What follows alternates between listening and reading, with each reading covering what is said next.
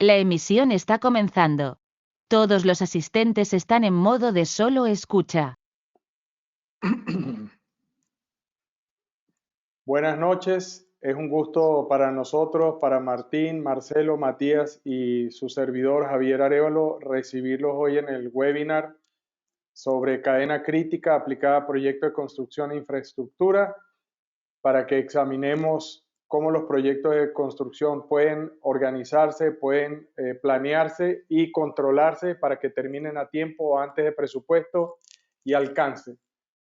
Bienvenidos nuevamente a este webinar. Vamos a dar inicio en no más de un minuto más, respetando la puntualidad de la mayoría de los asistentes que ya nos acompañan, y voy a irle dando algunos anuncios parroquiales mientras dejamos que el resto del grupo de los inscritos ingrese a la sesión. Primero, agradecerle a las organizaciones con las cuales tenemos convenio y estamos organizando el curso de certificación, del cual vamos a hablar hoy y presentarles la lógica de por qué decidimos hacer esta iniciativa. Primero, a la Escuela de Gestión de la Construcción de Camarco en Argentina, al Consejo Profesional de Ingeniería Civil también de Argentina, a la Asociación de Ingenieros del Uruguay, Dublar Latinoamérica, y al CDT, el Centro de Desarrollo Tecnológico de la Cámara de la Construcción de Chile. En la lámina, si la están viendo, que nos pueden validar que efectivamente están viendo y nos están escuchando, a mano derecha van a ver otras tres instituciones que están representadas y que son pues parte del Dream Team, digamos, porque estamos en conversaciones para terminar de asegurar el convenio y su participación dentro de la difusión y promoción del programa de certificación que iniciaría el 18 de agosto. Quisiera darle la palabra a Martín, a Marcelo y a Matías para que se presenten brevemente y saluden mientras nos gastamos un minuto más y ya daríamos comienzo a compartir con ustedes el material y los elementos que tenemos para conversar acerca de por qué el programa, de qué se trata el programa y qué es lo que pretendemos lograr con esta certificación en cadena crítica aplicada a proyectos de construcción e infraestructura. Bienvenido, Martín. ¿Qué tal? Buenas noches a todos.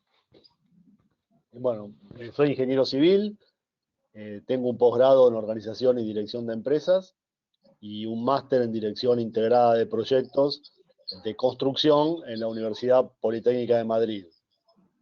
Soy el autor de 2 libros donde aplico cadena crítica y teoría de las restricciones a la industria de la construcción, que son Construyendo Foco y Construyendo Foco 2.0. Trabajo en el gobierno de la ciudad, en el área de ingeniería y de obras de arquitectura de ingeniería, y estoy aplicando los conceptos de tanto de teoría de las restricciones como de cadena crítica en las principales obras de infraestructura y también de arquitectura de la ciudad de Buenos Aires.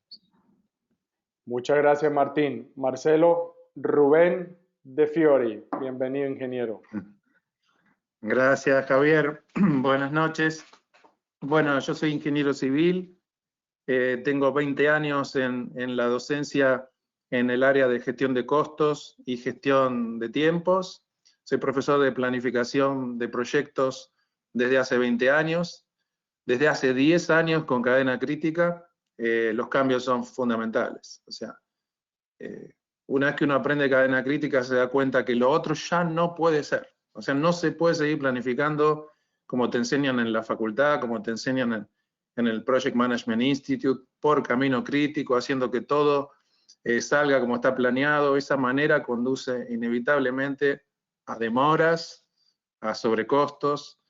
Bien, yo dicto en distintas universidades, gestión de costos, gestión de cronograma, en la Universidad de Buenos Aires, en la Universidad Tecnológica, en la Universidad Nacional de Cuyo, en el Politécnico de Madrid, y ahora con el grupo Goldratt como socio estratégico. Y bueno, queríamos contarles hoy acerca de qué se trata este curso, que es tan revolucionario con su metodología tan efectiva. Gracias, Javier.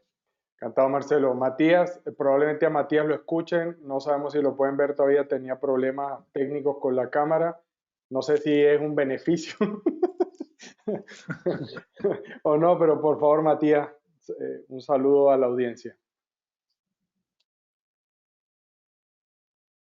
Aló, Matías, ¿estás ahí o no? Matías, está entretenido. Bueno, rápidamente... No, perdón, me acabo de conectar el micrófono, qué bien. Listo, Em, por favor. sí, hoy va a ser sin cámara, el problema técnico no se resolvió a tiempo, así que pues me presento. Soy ingeniero civil, pero de industria. Entonces los ingenieros civiles que están aquí presentes me aguantan en el equipo por mis habilidades en la ingeniería industrial, que se aplica bastante en las obras de construcción. Y que durante el curso vamos a mostrar de qué manera la lógica de las plantas de producción donde se ha industrializado el trabajo es aplicable también en las obras de construcción, haciendo mejoras en la eficiencia y en la productividad del tiempo de cada uno de los recursos.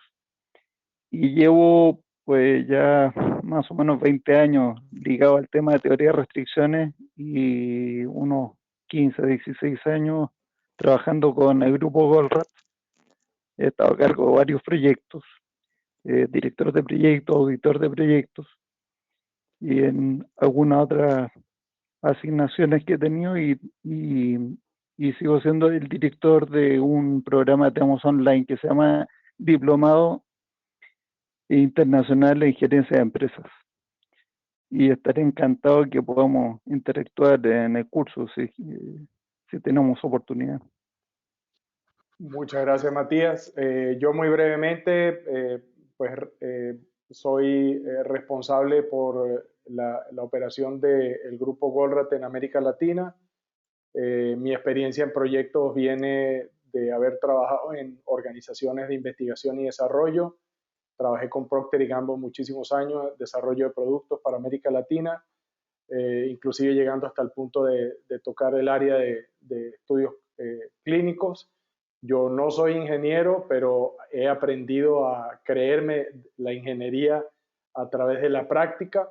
Y lo otro, pues he tenido la oportunidad de trabajar con empresas constructoras en grandes proyectos, desarrollo inmobiliario, aplicando teoría de restricciones y cadena crítica. Y el destino pues nos llevó a juntarnos con Martín y Marcelo y poderlos invitar para que juntos, entre los cuatro, podamos conformar este programa ambicioso que tenemos de ir expandiendo la capacidad y las competencias del mundo de la construcción, adoptando estas metodologías que le permitan ser cada vez más competitivos en un área como la construcción y la infraestructura, que primero en nuestros países es vital para generar empleo, son una pieza importantísima de la economía de todos nuestros países, y segundo por el gran déficit de infraestructura que todos nuestros países tienen. Entonces, obviamente no somos hermanitas de la caridad, pero nos encanta que lo que estamos haciendo tiene sentido y ese es el propósito de estar haciendo esto. Creemos que y vamos a mostrar a ustedes ejemplos hoy y queremos conversarlo para que vean que es el momento, yo creo que es el momento adecuado para que la región empiece a asimilar y adquirir tecnología que no requiere grandes cosas, porque tecnología viene por parte del conocimiento y es lo que Martín y Marcelo han demostrado en lo que hacen en Argentina y hemos replicado en otras partes de la región. Entonces, habiendo dicho esto, pues quiero comenzar con les voy a ir mostrando algunas cosas y la idea es que las vamos a ir conversando entre los cuatro para irles compartiendo la perspectiva que tenemos y ojalá ir pintando, si quieren, la imagen de para dónde vamos con esta certificación. Lo primero es que los proyectos de infraestructura se parecen a la gran mayoría de los proyectos en el resto de los ambientes de alta incertidumbre, donde se hacen las cosas, digamos que por primera vez, y que se requiere una alta competencia técnica a nivel granular, donde las cosas se tienen que hacer bien, porque al final estamos fabricando un ente físico que vamos a entregar como es el caso de la infraestructura y la construcción, que alguien más va a usar o alguien le va a dar uso y que no existe en la realidad. O sea, partimos de un concepto hasta materializar. Y cuando miramos la ejecución de proyectos con inclusive toda la tecnología que se ha ido desarrollando con Internet y la comunicación celular, digamos, inalámbrica para transmitir datos y una cantidad de automatización, pues seguimos encontrando que no importa en qué año uno haga el estudio. Aquí tienen ejemplos en tiempos y costos de grandes compañías consultoras que hacen examen de datos de cómo funcionan las cosas en el mundo real, ya sea IT Kearney, Ernst Young, McKinsey, se van a dar cuenta que tanto desde el punto de vista de entrega a tiempo, casi el 70%, 75% de los proyectos nunca terminan a tiempo y desde el punto de vista de costo siempre están pasados del presupuesto, ¿ya? Entonces, siendo eso así, y de hecho tenemos en algunos de los videos que hemos producido para ir preparándolos y entusiasmándolos a participar en esta certificación, es que cuando uno combina estas dos cosas, entonces resulta que el 90% de los proyectos no cumple alguno de los tres elementos fundamentales que son entrega a tiempo, presupuesto o costos y alcance, ¿ya? Entonces prácticamente lo que eso nos dice es que hay una oportunidad gigantesca para mejorar la planeación y la ejecución y la entrega de proyectos. No sé, Martín, Marcelo, Matías, si quieren agregar algo al respecto. No, sí, esto, digamos, es es a nivel mundial prácticamente estas estadísticas.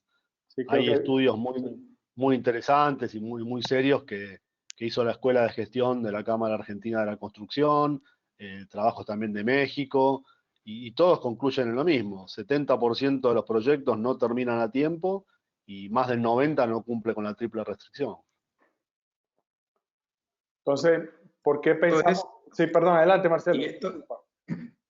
Y esto es a pesar de que están bien planificados, bien habría que ponerle comillas, ¿no? De acuerdo con las normas o las buenas costumbres, digamos, o las buenas prácticas. Y están gestionados por gente inteligente, capacitada, e igual los proyectos fallan. La forma tradicional de planificar tiene esa tasa de éxito. 30% de los proyectos lo logran, 70% no. Exacto, entonces digamos que además de eso, pues lo que ya estábamos diciendo, si uno mira el mundo de la construcción, pues, y de la infraestructura, estamos hablando que representa un componente fundamental del PIB mundial.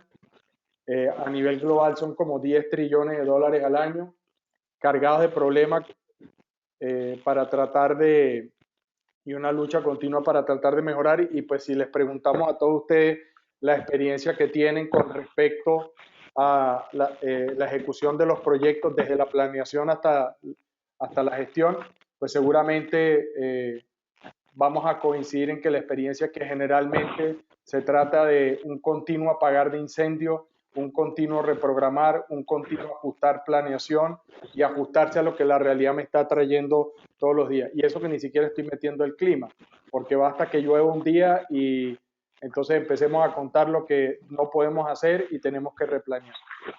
Y otra de las cosas importantes es, a pesar de la gran inversión que existe a nivel del mundo industrial y todo esto, en industrialización, en traer al mundo de la construcción automatización, transformación digital.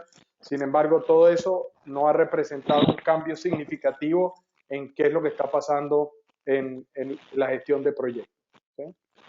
Yo te quería decir también, Javier, que de lo que estaban diciendo antes, del 70% que se atrasa y más del 90% que no cumple con esa triple restricción de alcance, plazo y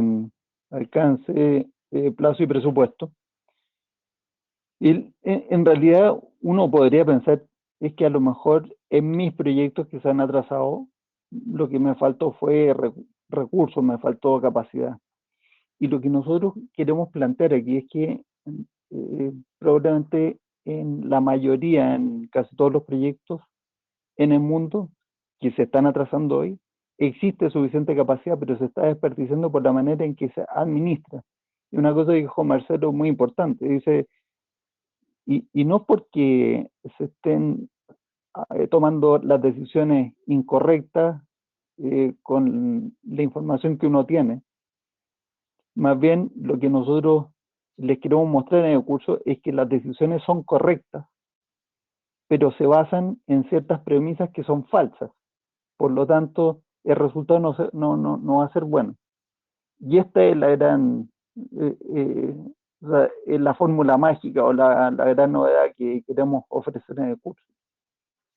Bueno, fíjense qué interesante que lo que dijeron Marcelo y recién Matías, se comprobó en Uruguay, en un estudio muy importante que se hizo sobre obras de edificios, se analizaron unas 116 proyectos y compararon la productividad entre 1998 y 2008 versus 2008 a 2018. Y encontraron que la productividad había caído un 20%,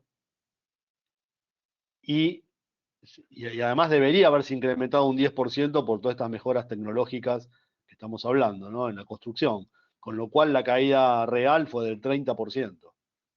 Y habla a las claras de esto que estamos diciendo. Correcto. Aquí dejo una pregunta que ya nos colocó David Veglia y la dejo no para que la contestemos ahora, sino para que no se nos olvide. Dice, dejo planteado qué incidencia le otorgan a la actuación de sindicatos en las demoras más allá de la planificación. ¿Ya? Entonces, para que lo dejemos ahí, si tenemos algún comentario al respecto. Mientras tanto, pues vamos a continuar adelante. Como para mostrar, digamos, dicen para muestra un botón, ¿no? Y lo que quiero dejar en claro es mostrarles evidencias que existen en el mundo de hoy que nos están diciendo que efectivamente lo que estamos diciendo tiene un asidero en la realidad, no estamos especulando. Cuando uno compara dos edificaciones en un país desarrollado con toda la tecnología y todas estas cosas, digamos el avance, los métodos constructivos, todo lo que ustedes quieran, estamos hablando del Empire State en el 1931, ¿sí? Y después el World Trade Center de 2013.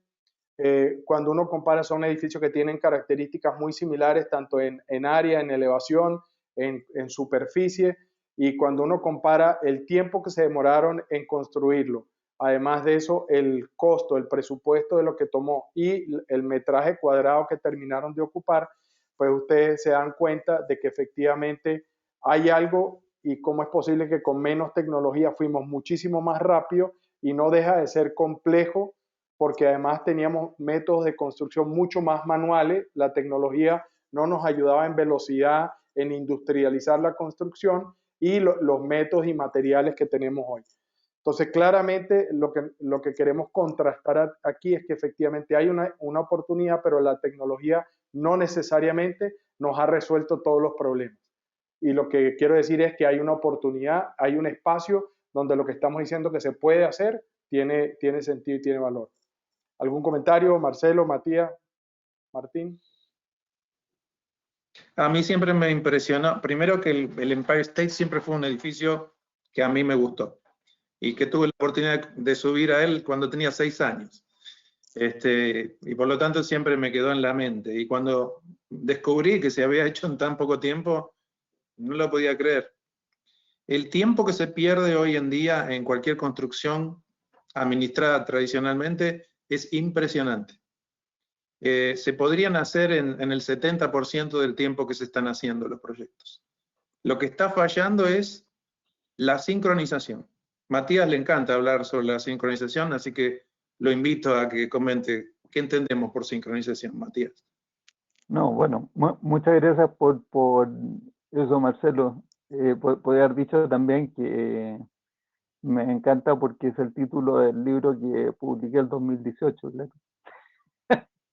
Pero el tema es que, fíjate que del año 1930 y después vienen varias décadas después, y este contraste tiene paralelos también en la industria. Yo he visto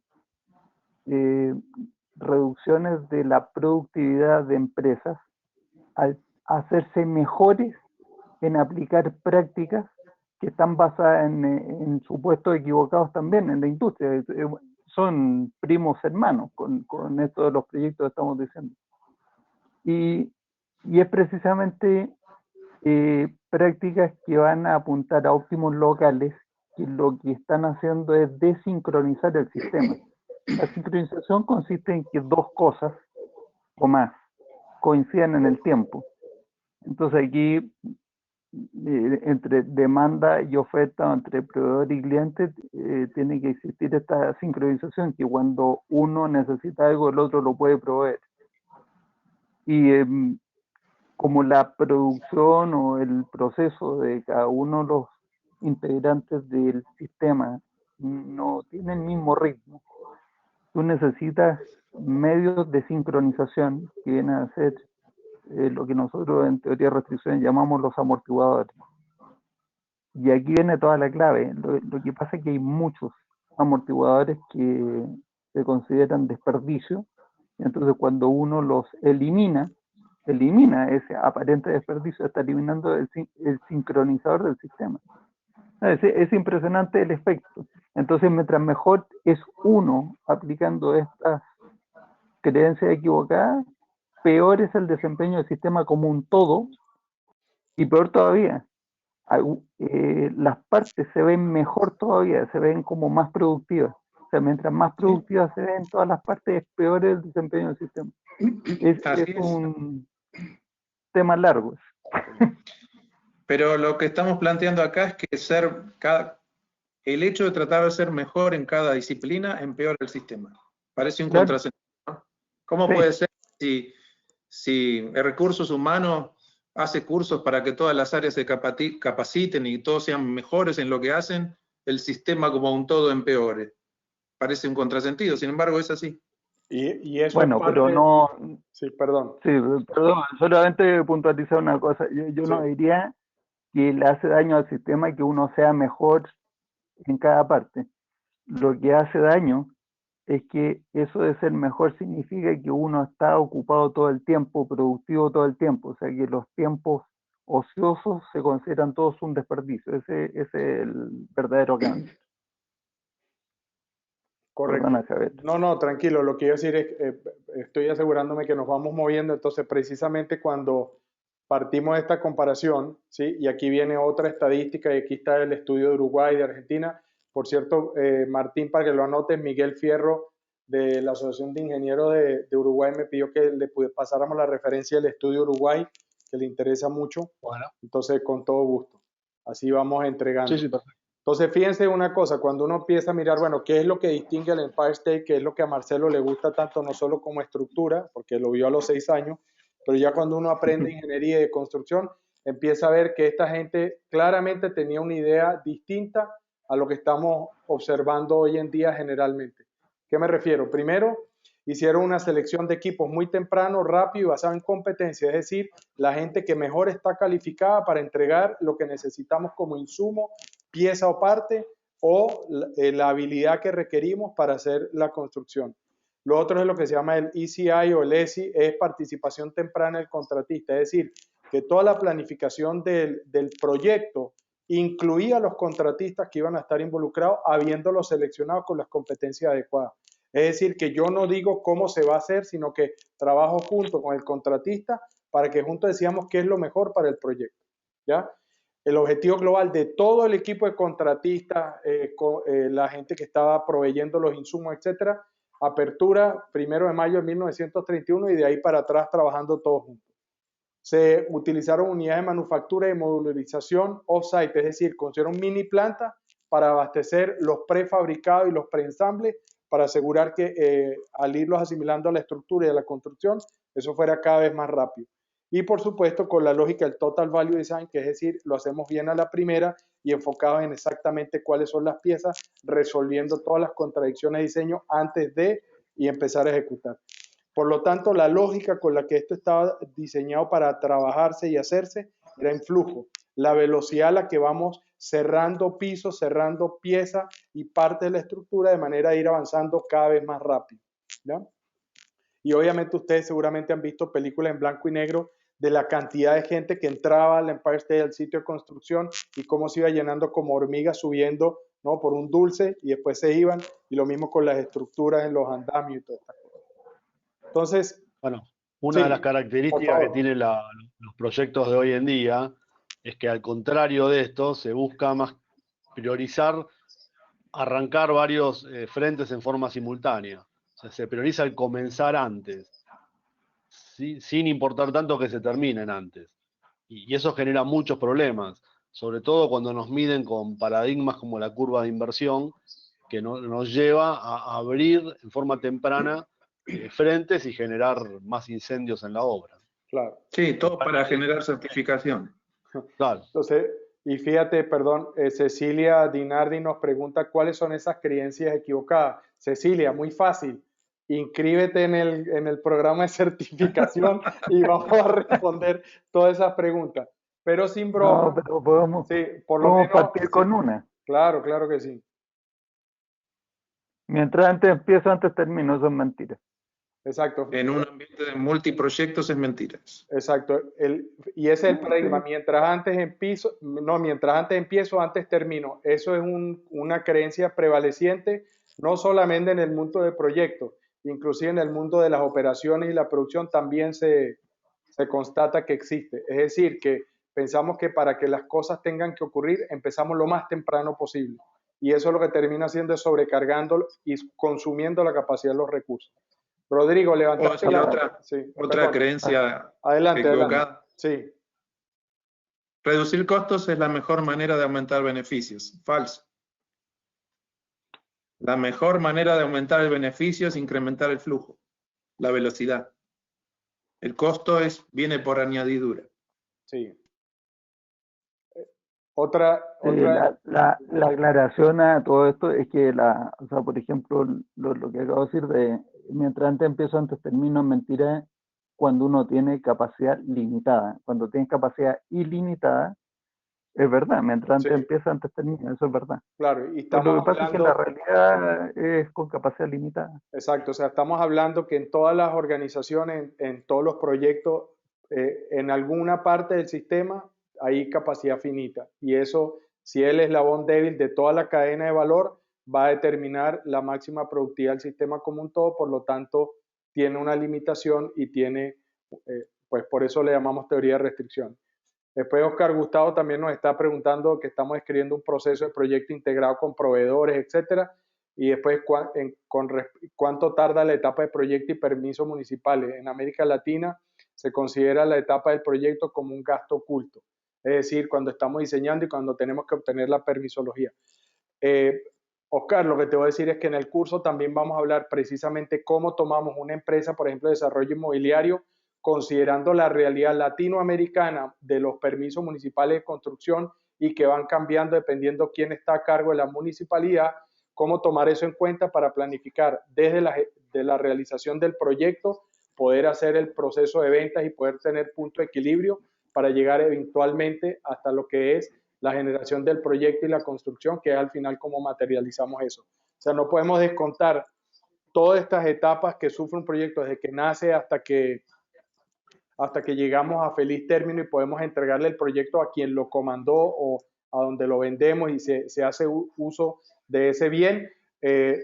Vamos a ver que efectivamente la lógica de la gestión de proyecto tiene su aplicación inclusive en todas estas etapas tempranas, y en el diseño hemos hablado en los materiales que hemos compartido de la integración con otras metodologías como Lean Construction, BIM, que hoy está muy de moda para automatizar y sistematizar a través de la lógica del CAD en 3D e ir eliminando todos los conflictos que se van presentando entre las distintas estructuras de requerimiento del diseño.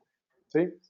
Entonces, moviéndonos hacia adelante, pues les quiero dar muy rápido, y aquí la idea es poderles entusiasmar de que lo que estamos diciendo es posible, no solamente en países de primer mundo, sino que lo que estamos hablando es que existe una vasta experiencia en proyectos de construcción e infraestructura. Aquí les voy a hablar muy rápido, no me voy a quedar ahí, esto se va a grabar, lo pueden ver después. En el mundo de ingeniería, compañías de ingeniería que hacen proyectos EPC, donde parten inclusive desde el diseño, entregando una planta, una refinería de petróleo o una planta de productora de fertilizantes, o inclusive una planta productora de submarino, la misma producción de submarino o de estructuras metálicas para la construcción. digamos que tiene las mismas características que lo que se presenta en un ambiente de multiproyectos en construcción. Los tiempos son más largos de los deseados, hay muy baja confiabilidad en la entrega a tiempo, los diseños son especiales con complejidad para cada cliente, es decir, que a pesar de que son múltiples proyectos, cada proyecto es distinto y tiene requerimientos y especialidades distintas. Y generalmente están afectadas en calidad y retrabajo. Aplicando la lógica de cadena crítica, que es lo que queremos traer a colación como parte del curso y la certificación a los que lo estamos invitando, ¿sí? ¿Qué es lo que se logra en este tipo de ambiente tan complejo? Pues la mayoría de los proyectos se empieza a entregar a tiempo, y cuando decimos eso es entre el 90 y 95% de los proyectos se entregan en o antes de la fecha prometida. Hay un 50% de reducción en los tiempos estándares que venían entregando y un 80% de aumento en la tasa de proyectos, es decir, la velocidad a la que viene acelera y empiezan a entregar más proyectos cerca de lo prometido. Y eso como compañía tiene incremento obviamente en la rentabilidad. ¿Sí?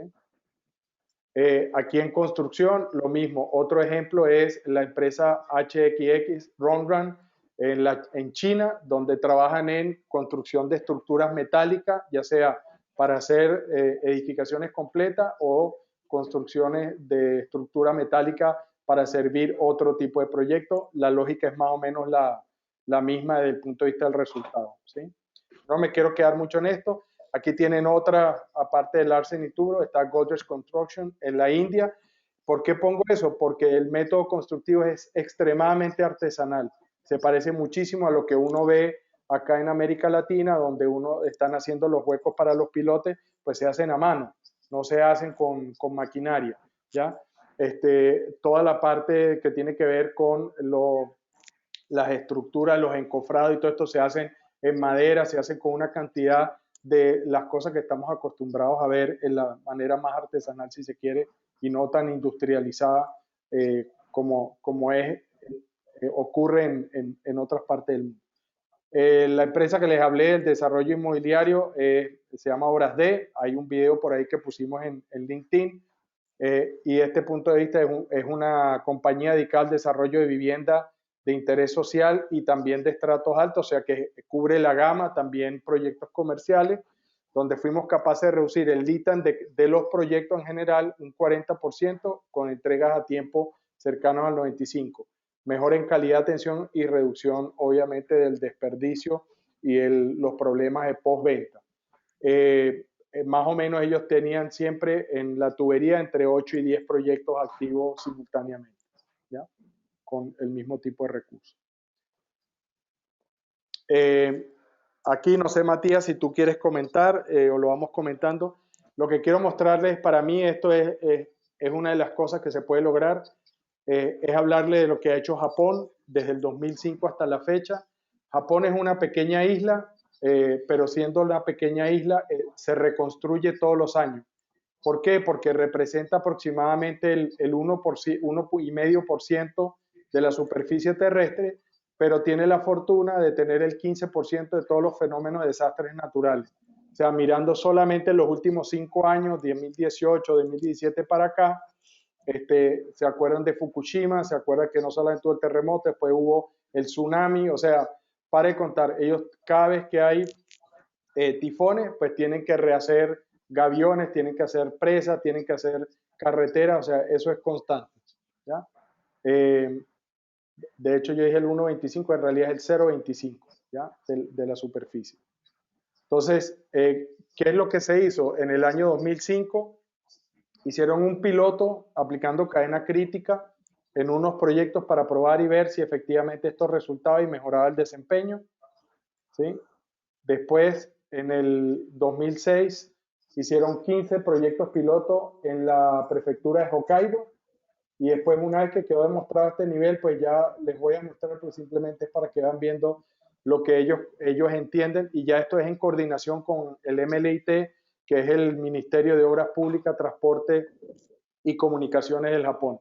En el 2007 ya fueron 2.500, ¿sí? En el 2008 más de 4.000 y después en el 2009 ya son 12.000 proyectos de ahí en adelante, infraestructura. ¿Y qué es lo que se hace? El ministerio no es que ellos hacen, sino que abren las licitaciones, en los pliegos vienen todas las condiciones y no obligan a nadie a utilizar esta metodología, pero sí dan puntos adicionales de calificación para ganarse los proyectos a aquellas empresas que lo utilizan, ¿ya? Y las empresas pues terminan utilizando porque les va mucho mejor, terminan los proyectos más rápido y sus recursos entran a un segundo ciclo de proyectos, es decir, son más productivos. ¿Ok? Hay otras preguntas que tengo por acá, muy rápido. Supongo que el logro del objetivo está planteado de terminar a tiempo de todo el plazo y el alcance supongo que no hay problema de diseño previos a la etapa de construcción. Marcelo, Martín, ¿algún comentario al respecto? Bueno, eso va a depender de cada proyecto en particular. O sea, hay de todo. Obviamente uno no puede pedir que esta herramienta sea eficaz si el proyecto no está bien definido y tiene millones de cambios sobre la marcha. Pero a través de la teoría de las restricciones, yo ahora les voy a contar un caso real que justamente actuamos sobre los proyectos y sobre la documentación licitatoria para garantizar que iba a haber menos variabilidad en la etapa de obra. O sea, este curso no es una herramienta solo para planificar. Vamos a hablar mucho de la teoría de las restricciones como gran paraguas que nos va a permitir pensar mejor los proyectos desde la base.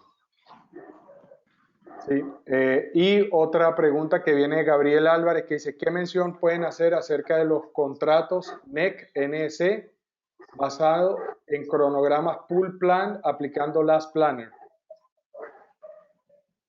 Bueno, el Last Planner es una herramienta que no está para nada en contradicción con cadena crítica. Por el contrario, se complementan y se potencian.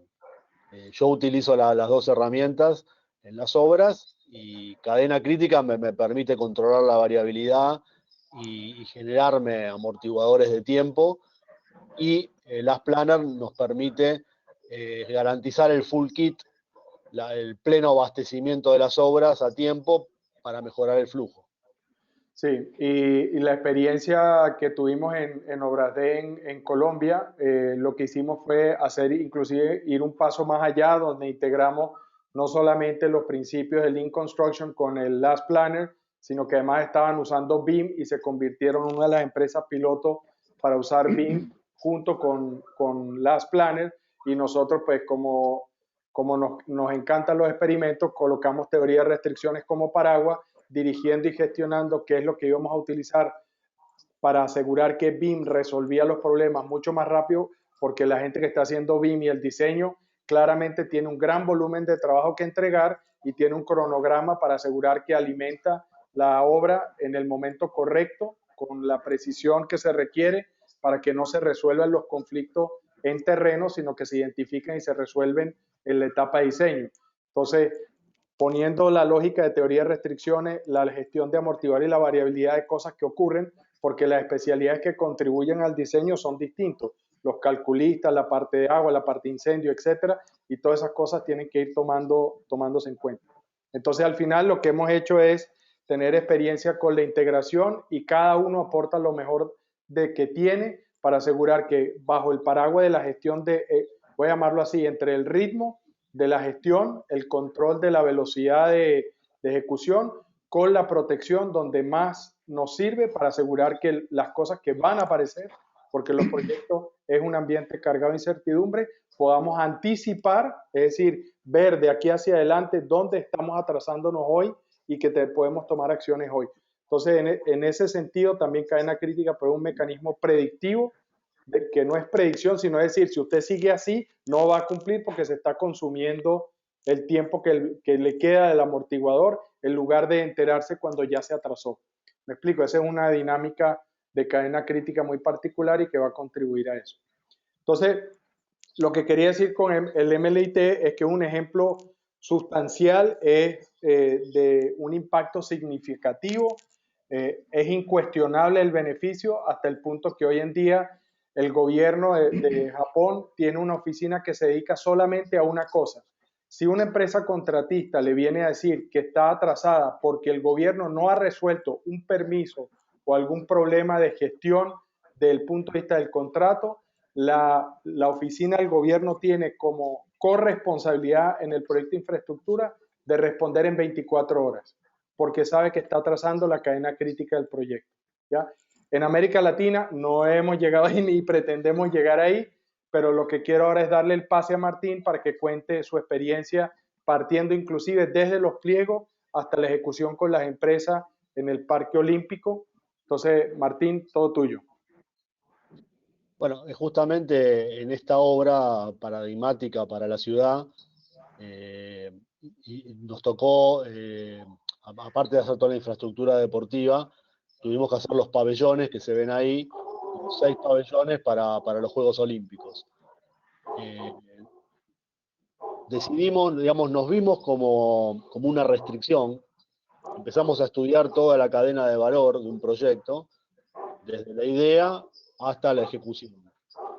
Y vimos que nosotros éramos parte del problema. O sea, hasta ese momento nos dedicábamos a insultar a todos los empresarios de la construcción porque ninguno cumplía. Pero analizando el problema con teoría de las restricciones y aplicando el árbol de la realidad actual, que es una herramienta que nos permite encontrar las restricciones en sistemas complejos, nos dimos cuenta que nosotros éramos parte del problema. Y lo más importante, que también éramos parte de la solución. Entonces decidimos hacer las cosas distintas para tener resultados distintos. Entonces dedicamos mejores recursos a estudiar los proyectos para que hubiese menos cambios en la etapa de obra.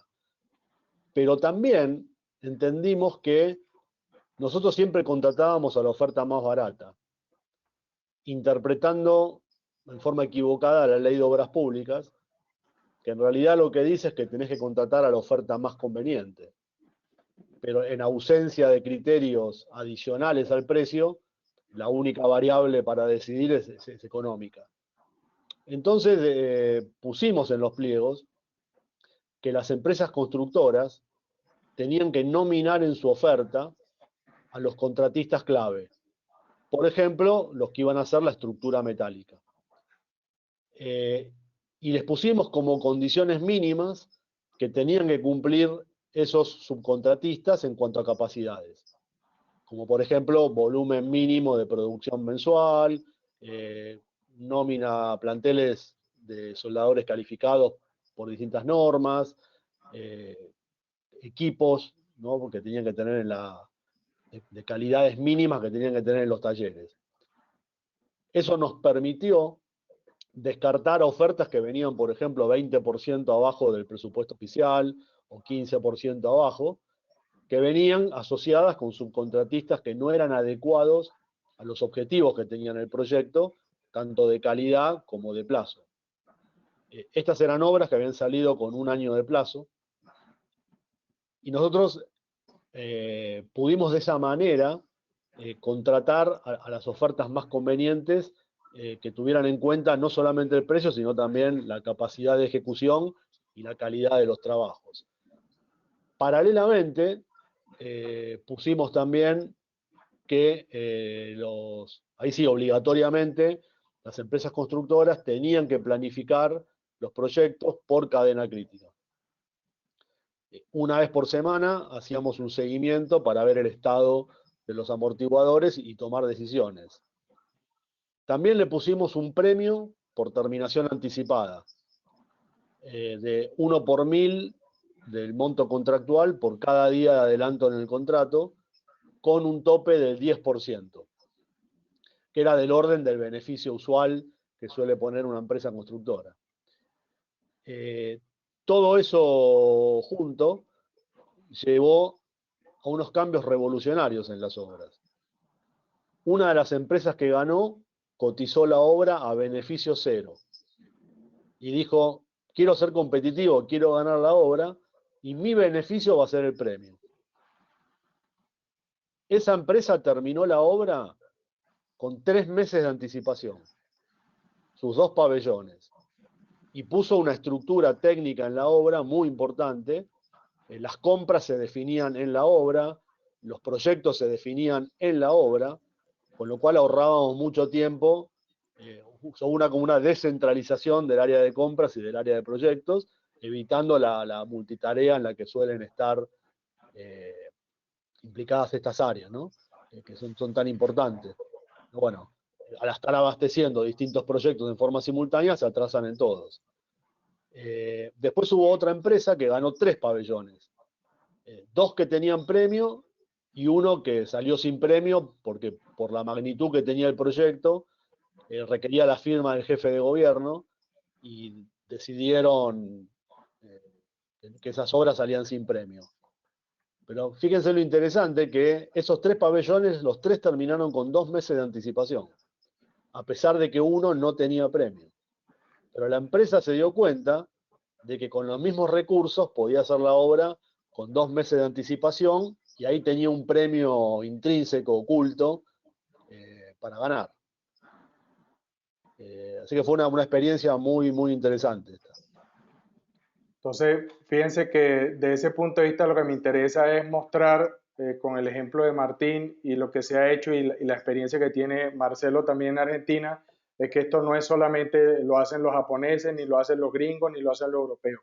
Esto se hace en Colombia, se hace en Argentina, se hace en México, o sea, en Brasil, donde nuestras culturas son o caribeñas o mediterráneas, desordenadas, latinas, como ustedes lo quieran llamar, y estamos cargados de peso desde el punto de vista de la burocracia, de la inconsistencia, de las regulaciones, de los cambios, de los pesos que se nos dan y todas estas cosas, pues son parte del incremento de la variabilidad que tenemos que absorber.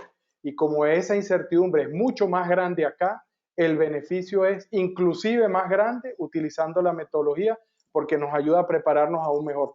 Eso no quiere decir que vamos a garantizar absolutamente cada milímetro ni cada día de todos los proyectos, pero cuando uno los aplica y siendo la experiencia esta, es que efectivamente, dado que somos personas que estamos metidas en este mundo de la construcción, nos vamos acumulando experiencia y nos sobreprotegemos de todas estas cosas y nos cuesta comprometernos con tiempos más cortos. Pero al tener esta metodología empezamos a encontrar esos espacios donde sí podemos empezar a organizarnos mejor de todas aquellas cosas que dependen de cómo planeamos, cómo hacemos el control de gestión, los supuestos que tenemos acerca de cómo ejecutar y obviamente la coordinación de los equipos que tenemos a cargo, sea desde el gobierno con los pliegos y el requerimiento o inclusive el mandante que está gestando el proyecto hasta el final. Ahí Mariana tiene una pregunta que la voy a dejar un poquito más adelante si quieren. Dice, buenas noches Mariana. ¿Qué sucede cuando los cambios son parte de la estrategia comercial?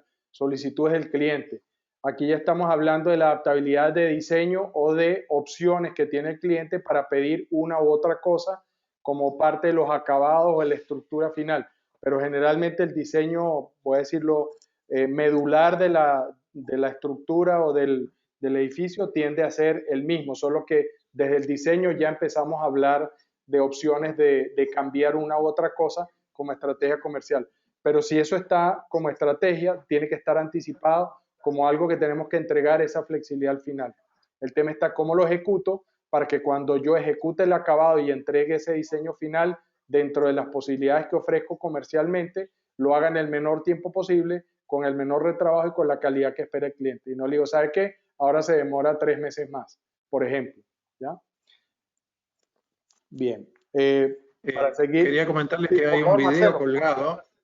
Sí. Sí. Es el de Diego Euguerot, que es de la empresa Coarco, donde aplicaron cadena crítica. Ahora caminan solitos. El entrenamiento duró 1 mes en compañía y están haciendo proyectos que incluso con adicionales, bueno, la grabación que está colgada dura 2 minutos, pero la entrevista duró como 45 minutos. Y ahí nos cuenta Diego que incluso con adicionales entregaban antes de tiempo. Lo que tiene la metodología de cadena crítica, a diferencia de la manera tradicional de planificar, es que es abierta al cliente. El cliente es un colaborador más en la etapa de planificación. El cliente entiende cómo funciona el plan e entiende qué impacto tienen sus cambios sobre el amortiguador del proyecto y sobre la entrega final. Y además, como en cadena crítica decimos que no hay que empezar lo antes posible, sino lo más tarde posible, pero no tanto, para no tener tanto trabajo en proceso y que todo fluya más rápido. La analogía es una autopista con pocos autos, todo fluye rápido. Si hay muchos autos, muchos frentes abiertos, circulan despacio los autos.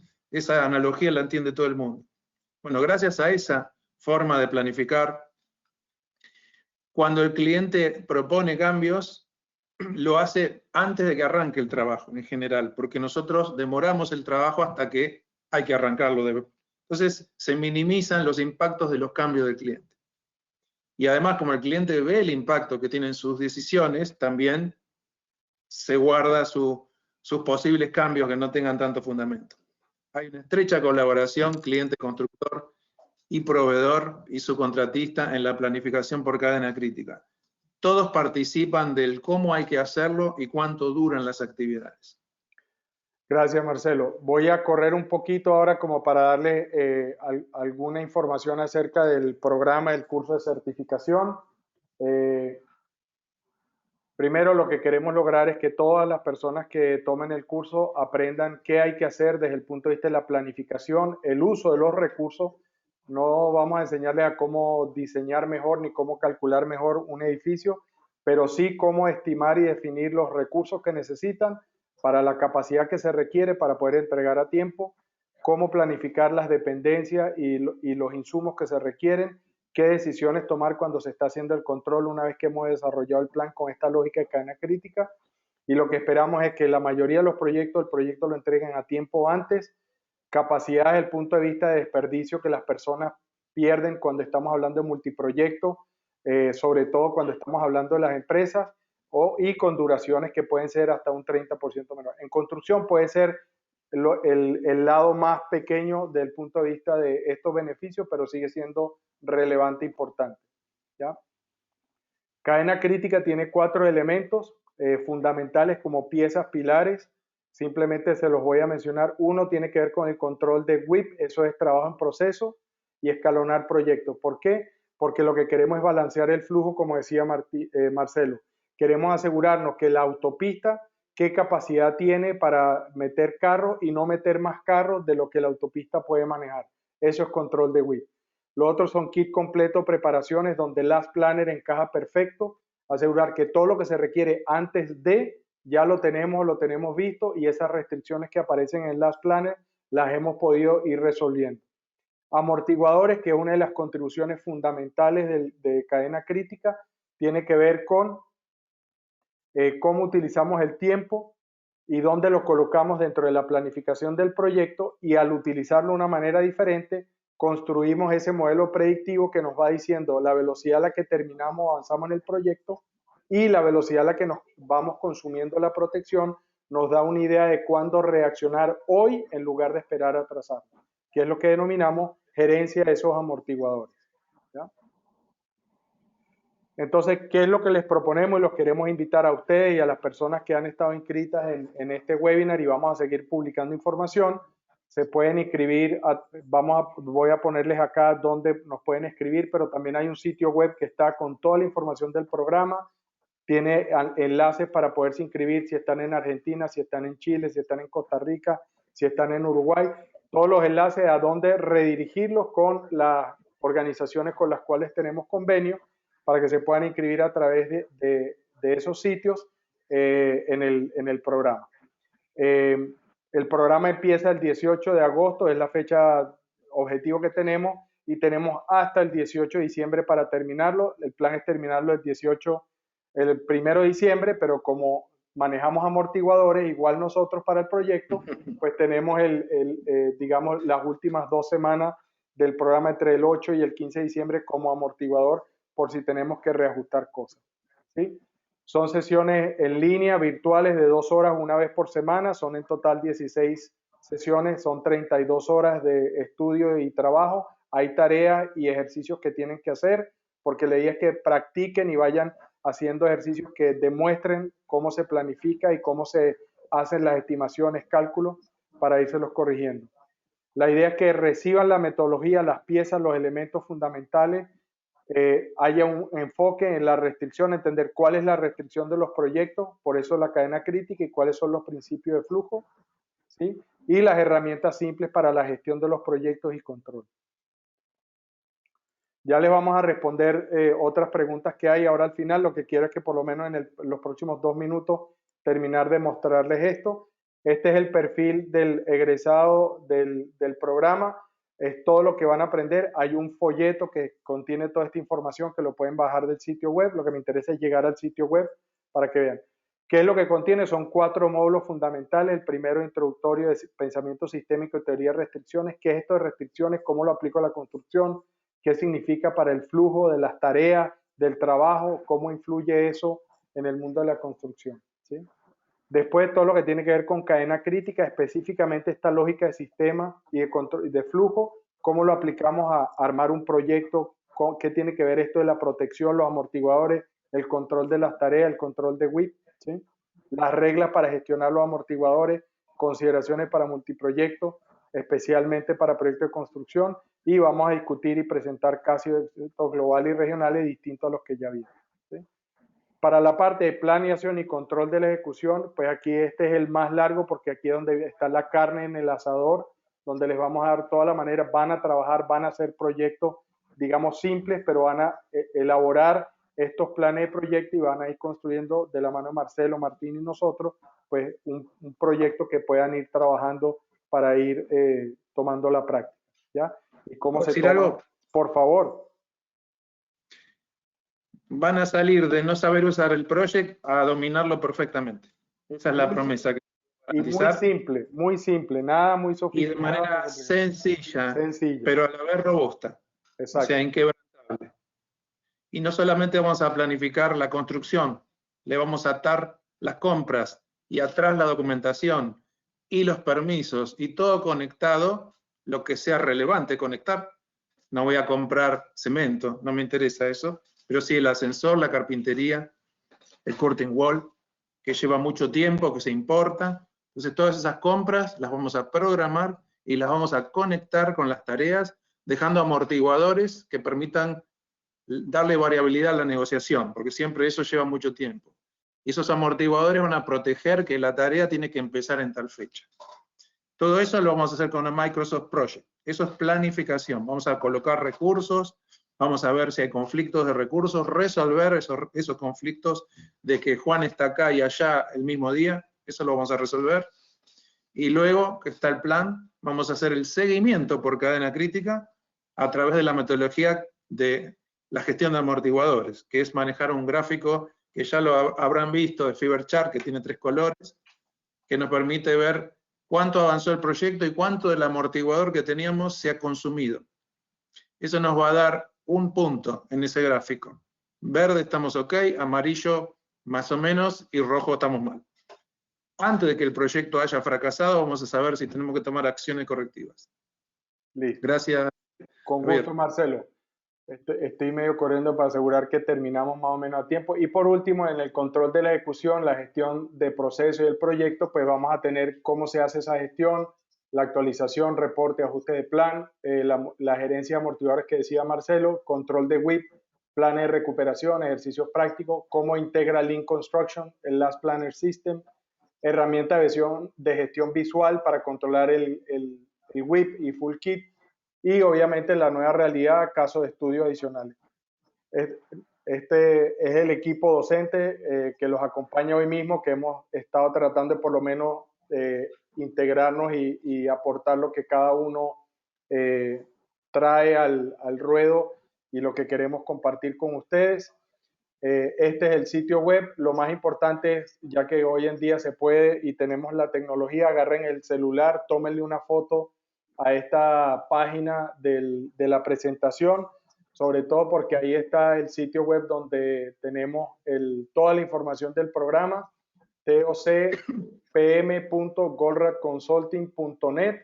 Ahí van a encontrar toda la información acerca de los módulos, qué ofrece el programa, qué tipo de competencia, las organizaciones que nos están apoyando con la difusión y la realización del programa, etcétera, etcétera, ¿sí? Eso es de las cosas más importantes que queríamos dejarle. Estos son nuestros datos de contacto. Tómenle otra foto por correo, por celular, WhatsApp. Realmente lo que nos interesa es lograr la máxima participación, porque sabemos que con esta primera cohorte vamos a poder empujar la frontera de las competencias profesionales que tenemos en la región. Y creo que con eso es lo que teníamos para compartir y si les parece bien, pues voy a terminar de pasar por las preguntas que todavía tenemos acá, a ver cómo las vamos respondiendo, ¿sí? Te puedo contestar una Por favor, que quedó adelante. pendiente de David Bailey, que decía Sí. que cuál era la incidencia de los sindicatos. De los sindicatos, Entonces yo sí. más que hablar específicamente de los sindicatos, lo que voy a decir es que esto es ceteris paribus, o sea, todos los factores externos, si no cambiamos lo que nos está pasando hoy y sí cambiamos la manera de administrar, entonces vamos a tener los resultados que estamos diciendo aquí. Pero es mejor que eso, porque probablemente cuando nosotros pensamos que algunos entes externos, por ejemplo los sindicatos, nos están haciendo daño en los proyectos, es porque ellos están en algún conflicto sistémico provocado por la manera en que uno administra los proyectos. Y esto es la base de lo que está diciendo este programa. Vamos a eliminar esas contradicciones. Sí, de hecho se incrementa tanto la productividad que hay dinero para compartir con los obreros y en ese entorno los sindicatos pierden poder. Cuando uno establece un premio, por ejemplo, por terminación anticipada y comparte parte de ese incremento notable que tiene la productividad con la mano de obra, digamos, se minimizan los conflictos sindicales, porque los mismos obreros frenan a los sindicalistas. Exacto, porque no quieren perder de la oportunidad de ganar más y participar, ¿sí? Gustavo, hola Gustavo, nos dice, ¿la legislación argentina permite que den premio después de estimado el presupuesto o esas reglas las integraron en el contrato? En el caso de Martín, pues Martín puede responderme, pues fue el que lo hizo, lo integró al pliego, que es lo que se publica para que las compañías apliquen y liciten a ganarse el proyecto. O sea, estaba ahí desde el punto de vista del premio, creo que era el 1 por 1000 en unas cosas y no sé qué otra, con un límite del 10%. No, de hecho, la ley de obras públicas tiene un apartado que habla de premios. Premios. O sea que no es extraño Sí. que aparezca, ¿ya? No, o sea, nunca, digamos, no es usual verlo, pero nosotros lo hemos incluido y con resultados muy positivos. En promedio lo que vemos, si uno analiza, por ejemplo, 30 obras realizadas, encontrás que en promedio tenés de 3 a 5 meses de retraso promedio. Eso en entornos inflacionarios como Argentina implican un sobrecosto muy grande para la administración pública en concepto de redeterminaciones de precios. Entonces, si vos lográs, fíjense que yo terminé pabellones con 3 meses de anticipación algunos, quiere decir que le estoy ganando 8 meses al promedio. Eso en términos de redeterminaciones y de mayores costos por inflación, recontra supera al premio establecido. Correcto. Sí, en realidad o sea que es ganar. El premio al final es solamente como para persuadirlos de que se dejen convencer de probar, porque al final terminan ganando por todos lados, terminando antes, más el premio y todas las otras cosas, ¿no? Y hay un factor más. Sí, Marcelo. Cuando terminás los proyectos antes, te caben más proyectos en la tubería, en el mismo periodo de tiempo. O sea, si una empresa puede manejar 5 proyectos por año de manera tradicional, quizás pueda manejar 7 proyectos por cadena crítica. O sea, factura más por año y por lo tanto tiene más beneficio por año porque con los mismos recursos puede administrar más proyectos. No es solamente que baja costos, sino que aumenta la facturación. Sí. Ese efecto que acabas de decir, Marcelo, nosotros lo hemos visto multiplicado por un poquito más que eso que acabas de decir, pero me parece bien que seamos conservadores en lo que estamos expresando aquí. Porque decir, claro, 5 veces más o 7 veces más puede sonar pero lo hemos visto en algunas ocasiones. Sí. Tenemos unas preguntas más que pues, mientras se queden con nosotros, encantado de la vida estar aquí respondiendo porque nos interesa atenderles. El concepto de cadena crítica, pregunta Hugo Vega, apunta a que en el futuro se escojan los proyectos más convenientes, también considerando la calidad del producto entregado, aunque ello sea más oneroso. En realidad, yo voy a contestar y después les abro a mis colegas.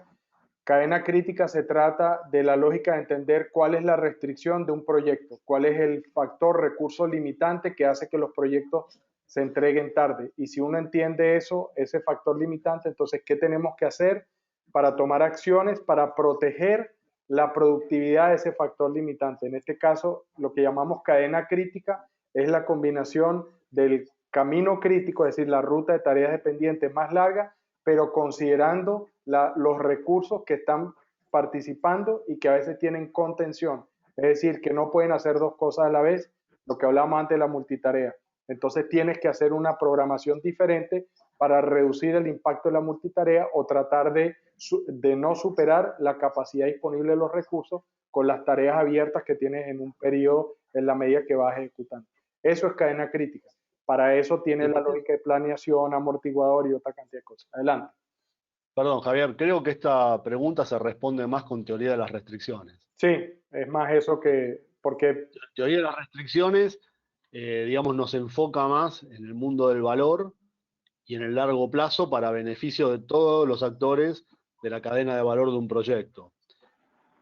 Hay que entender, de una vez por todas, de que cuando uno ahorra costos en un proyecto o ahorra costos en las compras, por ejemplo, o en las subcontrataciones, después en el sistema reacciona en forma más que proporcional y produce costos mucho mayores por los mayores plazos, porque hay que rehacer tareas, porque la calidad del proyecto no termina siendo la adecuada y después hay un costo de operación durante la vida útil y de mantenimiento muy alto.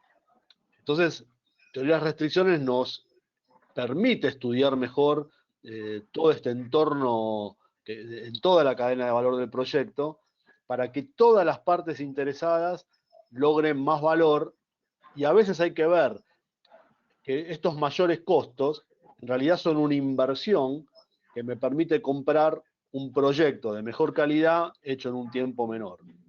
Y créanme que se benefician todos. Y eso es lo que vimos en el Parque Olímpico, ¿no? Que ganábamos todos. Y que ese premio que nosotros pusimos fue una inversión que nos permitió ahorrar mucho dinero en concepto de gastos inflacionarios, o sea, de mayores costos por inflación. Listo. Voy a ir rápido porque ahí tenemos muchas preguntas todavía y me encantaría poderlas responder todas. Dice, ¿cómo creen ustedes, Hugo nos pregunta, cómo creen ustedes que podría internalizarse prontamente el concepto de cadena crítica en las autoridades gubernamentales que normalmente se inclinan por el menor valor? Creo que es una pregunta demasiado ambiciosa. Lo que queremos es certificar a los ingenieros, arquitectos, gerentes de proyectos de obra. Al gobierno nos vamos a meter después con teoría de restricciones. Si me permiten, me la voy a saltar, porque como todas las cosas en gobierno, es despacito y sin detenerse. O sea, esto es para largo rato y largo aliento. Sí. Déjame contestarle Dale, cosita tranquila, porque yo lo apliqué en el gobierno justamente. Sí. Y en los primeros proyectos que lo apliqué, fueron un fracaso de los que se llaman exitosos. Porque si bien los amortiguadores se malgastaban, empecé a tener una herramienta que me permitía poder anotar los desvíos a qué se debían. Entonces, cuando yo después pude compartirlo con mis jefes y mostrarles que éramos parte del problema, entonces ahí vimos que éramos parte de la solución y decidimos tomar el toro por las astas y cambiar la forma en la que licitábamos para estos proyectos tan paradigmáticos. Pero esos fracasos me permitieron documentar cuántos días se habían, por ejemplo, consumido por el cambio de proyecto que habíamos impuesto nosotros. Bueno, ¿por qué? Con teoría de las restricciones empezamos a estudiar los por qué. Cuando te haces 2, 3, 4 por qué, vas confluyendo a las causas raíces.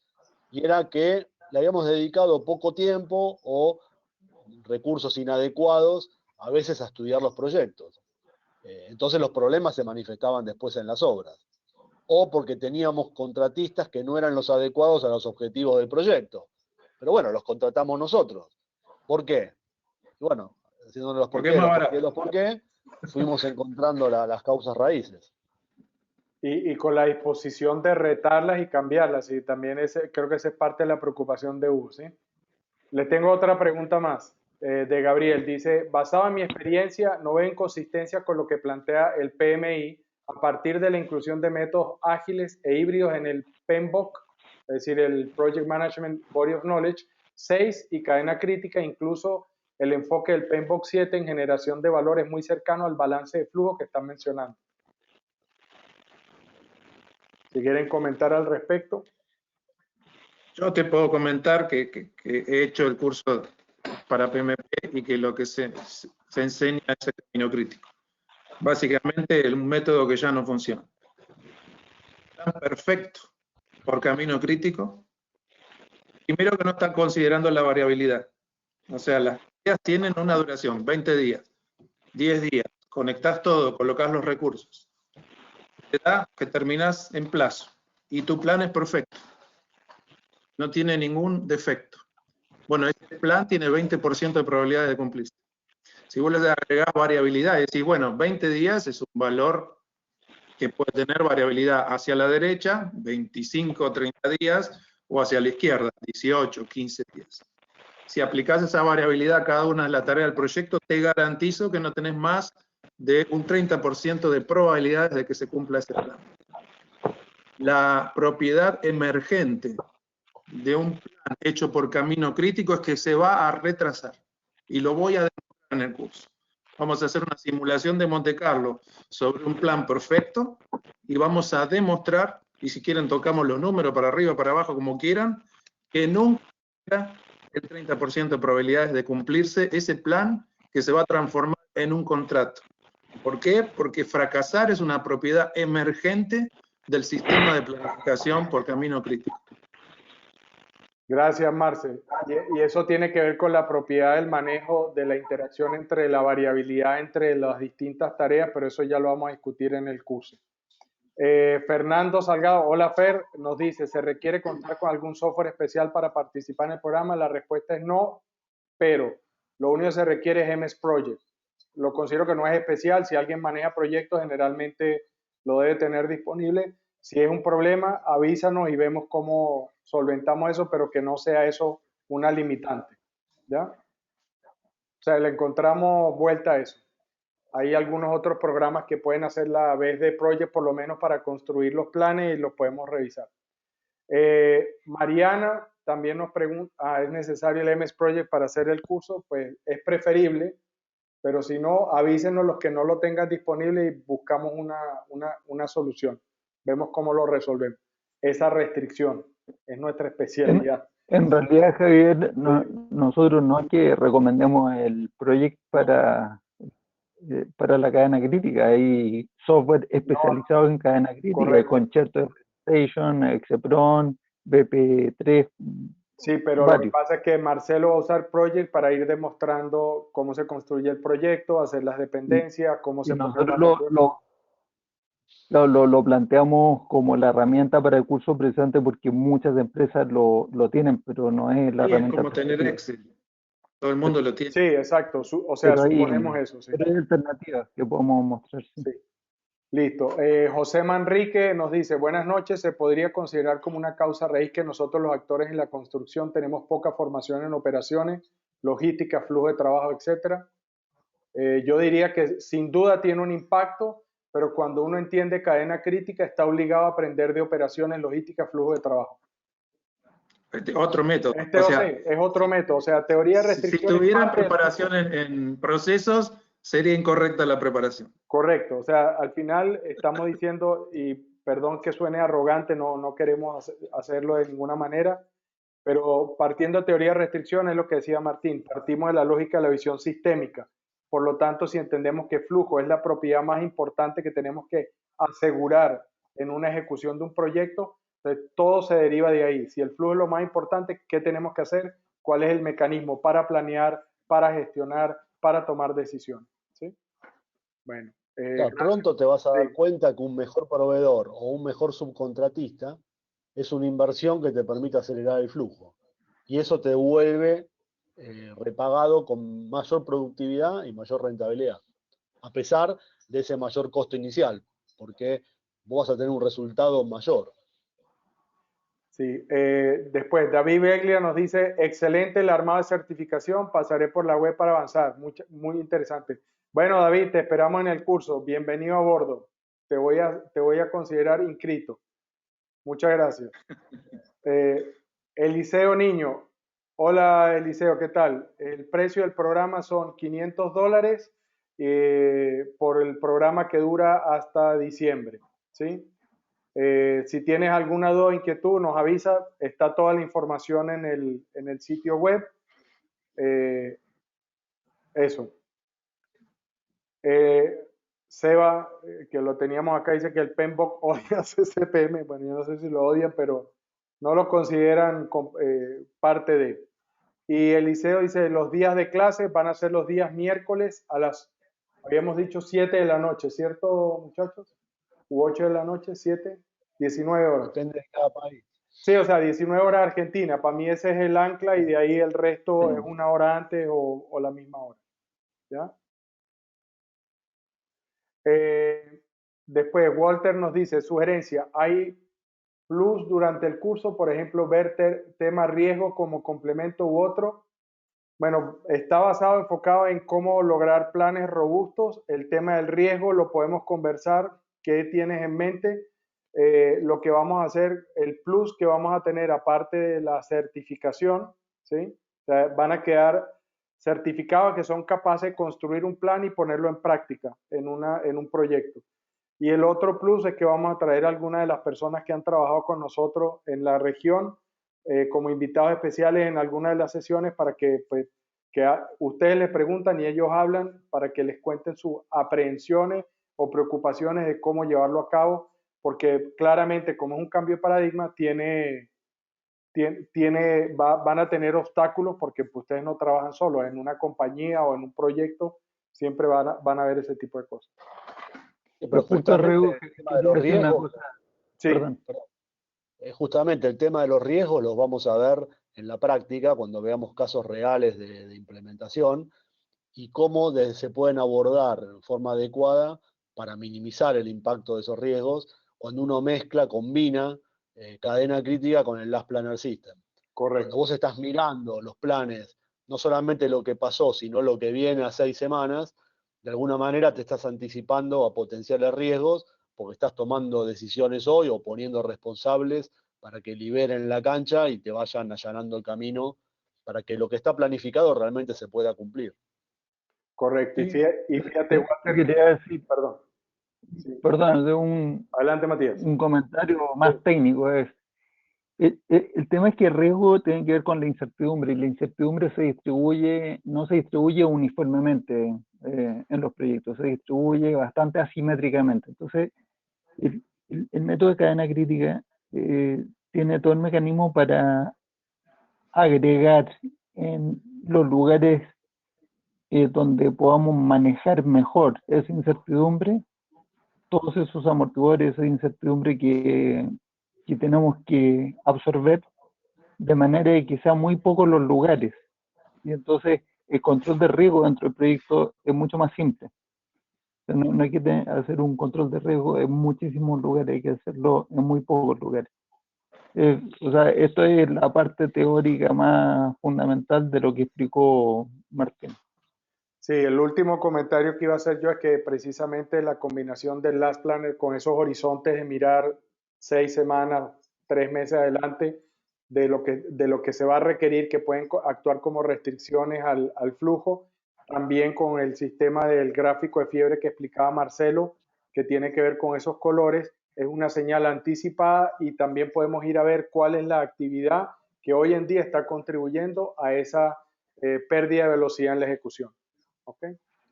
Entonces, ¿puedo decir algo? Por favor. Lo hermoso de cadena crítica es la simplicidad que tiene el sistema. A diferencia del camino crítico que se basa en ver por qué se desviaron de esta tarea ¿Por qué no empezó esta fecha? ¿Por qué terminó más tarde que lo que dice la línea de base? El concepto de línea de base deja de ser relevante en cadena crítica, aunque puede verse perfectamente, pero deja de ser relevante. Lo que puede responder cadena crítica es cómo está el proyecto, la salud del proyecto hoy, basado en dos numeritos. ¿Qué avance tiene el proyecto en su cadena crítica? ¿Qué porcentaje de avance tiene? Si el proyecto dura 100 días, hicimos 25, tiene 25% de avance en el eje X. Y de ese colchón que teníamos, que eran 100 días, ¿cuánto consumimos? 20. Ok, 20% de consumo de colchón. Avancé 20, consumí 20, tengo un puntito justo donde pasa la línea amarilla. Estamos bien, pero cuidado. Ahora, la semana que viene, ¿cómo estamos? Avancé 22 y estoy en 21. ¿Estamos mejor? Simplemente eso nos dice cómo está el proyecto. En vez de estar viendo tarea por tarea por qué está atrasado, quién tiene la culpa y toda esa historia que lo único que busca es culpables, todo ese tiempo perdido en buscar culpables, cadena crítica, esas horas hombre de gerentes las aplican qué viene en el futuro, en las próximas 6 semanas. ¿Qué es aquello que amenaza el flujo? Eso es un riesgo. ¿Quién es responsable de sacar ese riesgo del camino y cómo lo va a hacer? Entonces nos enfocamos en el futuro, en que la autopista esté libre para ir a toda la velocidad que podamos. Eso es cadena crítica. Una herramienta proactiva, enfocada al futuro y enfocada a terminar a tiempo o antes dentro del presupuesto y con todo el alcance. Y una de las cosas importantes de lo que dice Marcelo, que yo viví en los pabellones del Parque Olímpico, es que se minimizaron los conflictos, las peleas, y se mejoró muchísimo el clima laboral para beneficio de todos. Porque muchas veces todas las obras tienen tantos problemas, tantas peleas, tantos conflictos, que están todos peleados y rinden mucho menos en la obra que cuando uno genera un muy buen clima laboral. Y esto también es algo importante a destacar. Sí, tenemos 3 preguntas más. Eliseo nos pregunta cuál sería el nivel de experiencia deseable para sacar el mayor provecho del curso. Pues yo asumo que por lo menos ingeniero. Pero, arquitecto. Arquitecto, sí. En realidad... constructor. Alguien que está en la construcción. Alguien que No, pero dice experiencia, no preguntó qué grado académico, experiencia. Dice experiencia. Porque también estábamos conversando que, bueno, experiencia yo te diría que con un par de años en construcción uno tiene ya bastante recorrido para haber visto todas las cosas que hay que combatir. Sí. Todo lo participado en un proyecto ya vas a entender todo lo que se hizo mal. Claro. Sí, cuántas cosas se pueden hacer Eliseo mejor. nos dice experiencia asociada a años de construcción. Pues yo creo que algo de experiencia, o sea, yo creo que si ha estado metido en una obra, para mí es suficiente, porque ya sufrió. ¿Sí? Sí. Ya tuviste gente parada sin materiales. Exacto. Proveedores que no cumplieron con la fecha. Esto, después de 15 o 20 años, está difícil que uno vaya a aceptar que le digan cómo hacer cosas distintas, sí. Pero aún así tenemos también casos. Sí, no, definitivamente. Y nosotros mismos y Martín y Marcelo estamos hablando con dos, ¿cierto? Exactamente, y nos consideramos uno. Entonces, Eliseo, yo te diría, si tienes dudas, escríbenos, métete ahí, tómale, si no le has tomado foto a nuestros correos, escríbenos, ahí están, correo, WhatsApp, y te respondemos con más detalle para saber cuál es tu preocupación, ¿sí? Pero no le vemos problema. Otra pregunta más. ¿Hay relación o módulo en este programa y el DIGE, Guillermo Zapata? Pues la primera parte que tiene que ver con introducción a teoría de restricción y pensamiento sistémico, y el segundo cadena crítica, pero es una profundización más, es un nivel de profundidad mayor desde el punto de vista de cadena crítica, y además que vamos a estar hablando del ambiente de construcción, Guillermo. ¿Okay? El DIGE es una pasada bastante más amplia, pero menos profunda en cadena crítica. En pensamiento sistémico probablemente vamos a dar la misma base, es muy parecido. Después, Fernando dice que se va a inscribir. Bienvenido, Fer. Fantástico. Bienvenido. así que esperamos contar contigo en el curso. Después, Gustavo Vega, como nunca le basta una pregunta, nos tiene como 2 o 3. Uno era sobre el software. Podemos conversar de los software que hay. Te sugiero, si quieres, hable conmigo. No es el tema del curso. Queremos usar Project para mantenerlo simple y ver que no necesitamos ningún paquete especial para hacerlo bien. Además, Marcelo tiene una habilidad didáctica y un manejo del Project que sorprenderá hasta el más pintado. Con respecto a, después, eso quiere decir que implementando cadena crítica el software será más visible a nivel gerencial. Ahí me dejaste frito. No sí, sé le cuento que un plan hecho por cadena crítica tiene la mitad de las tareas aproximadamente que un plan tradicional. A diferencia de lo que se cree y lo que se enseña, un plan no tiene que tener todas las tareas que hay que hacer, no es un checklist de todo lo que hay que hacer. En un plan por cadena crítica se pone lo relevante es lo que podría detener el flujo. ¿Sí? Entonces ahí sí tenemos los documentos del proyecto importantes, las compras fundamentales, las tareas más importantes. No nos interesa tanto el detalle fino, ni nos interesa la microprogramación, sobre todo si no son tareas críticas. ¿Qué sentido tiene tener 5.000 tareas que no son críticas? No tiene sentido. Si no pasa por ahí la cosa. Lo que tiene sentido es tener un excelente camino crítico con los recursos necesarios para que no haya sobreasignaciones y el flujo del trabajo de esa cadena que es la más larga, con los recursos sin sobreasignar, eso tiene que estar perfectamente alimentado por otras cadenas que tienen que ver con la documentación y las compras, que si no están, eso no sucede. Ese es el concepto de full kit del que se habló antes. O sea que es un plan más fácil de ver, más simple, con menos detalles, y muchísimo más fácil de mantener. Piensen ustedes que un plan lleva 6, 7, 8 reuniones de 2 horas, son 16 horas de programación, en las cuales interviene sí o sí el jefe de obra, que es el responsable de llevarlo a cabo. También los subcontratistas a medida que van apareciendo. Y ahí es donde se logra el consenso y se construyen las relaciones correctas, con las duraciones correctas, contemplando los recursos. 16, 20 horas de planificación. Y ahora piensen en un proyecto de 2 años, 100 semanas, cada semana son 3 horas. 3%, 300 horas de seguimiento contra 20 de planificación. Si yo tengo un plan que es inmanejable porque tiene 5.000 tareas, nunca le vamos a hacer el seguimiento porque no alcanza el tiempo. Entonces, una premisa básica de cadena crítica es la simplicidad del plan. Pocas tareas son suficientes para planificar y garantizar la correcta ejecución. Sí, después aquellas tareas que... visibilidad. Perdona. No, digo que las tareas que son más importantes de ese plan, después con el Last Planner le hacemos con una lupa y ahí en el momento del Last Planner la vamos descomponiendo en tareas más pequeñas que van terminando en cada semana. Correcto. Pero uno lo va induciendo de ese gran plan que es más concentrado. Exactamente. Adelante, Matías. No, sí. O sea, el comentario es porque yo entendí la pregunta. Bueno, entonces esto significa que el software va a ser más visible también para la gerencia o para los mandantes del dueño. Y lo que pasa es que la pregunta tiene un trasfondo, no está diciendo algo, no está diciendo que hoy las cartas Gantt se acuerdan antes de empezar la obra y como que se guardan 2 semanas después y ya nunca nadie las mira.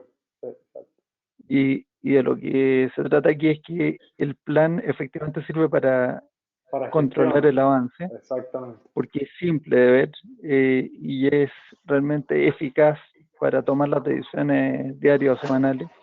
Por lo tanto, la respuesta es sí. El software y los reportes van a ser mucho más visibles y útiles para los altos niveles directivos de las empresas y de las obras. O sea que eso también cambia. Piensen que el plan no es es solamente una condición necesaria para gestionar correctamente los proyectos. Una buena analogía sería, ¿qué tal si yo me hago análisis de sangre y radiografía todas las semanas? y sé cómo estoy. Ese es el plan actualizado. Ahora, sabiendo cómo estoy, bien, más o menos o mal, ahí vienen las decisiones gerenciales basadas en esa información. Y esas decisiones tienen que ver con cómo coloco los recursos. Entonces, el plan por cadena crítica tiene que ser simple y nos tiene que dar cómo está el proyecto. Y ese cómo está induce un comportamiento de la gerencia. Actuar, en el caso que estemos mal, monitorear si estamos amarillo y dejar correr si estamos en verde. Entonces, toda la semana los gerentes tienen visibilidad acerca del estado del proyecto. Sí, tenemos 2 preguntas más, si las puedo encontrar. Se me perdieron las preguntas.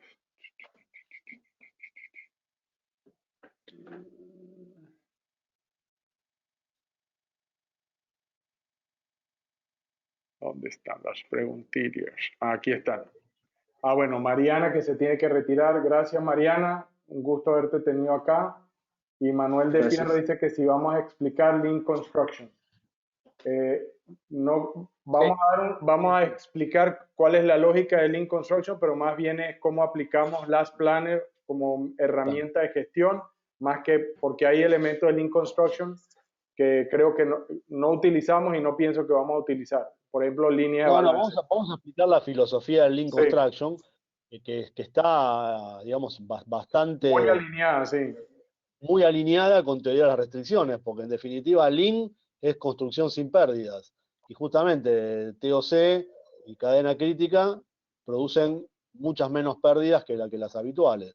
Entonces, tienen una filosofía muy, muy similar.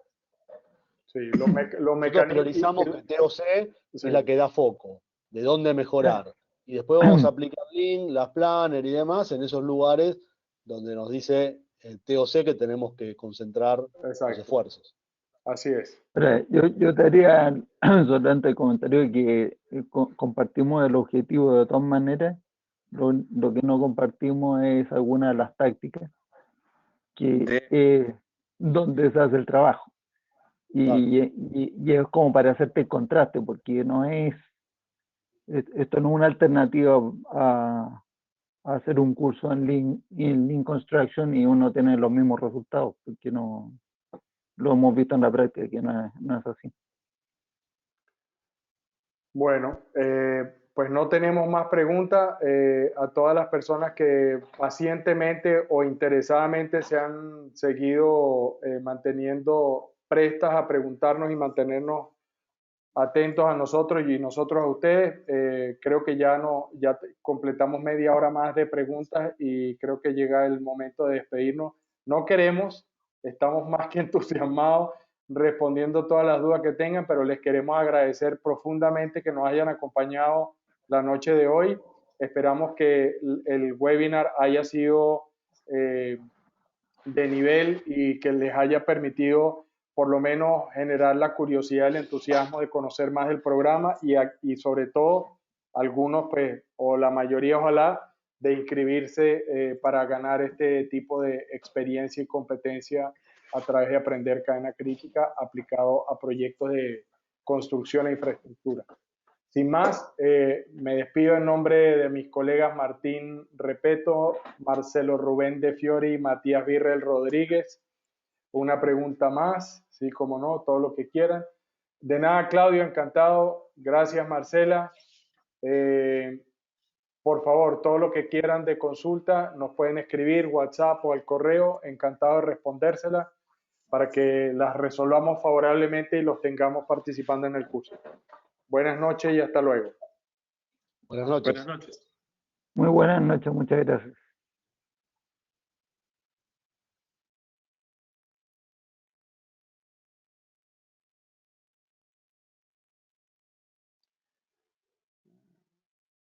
Sí, puras buenas noches.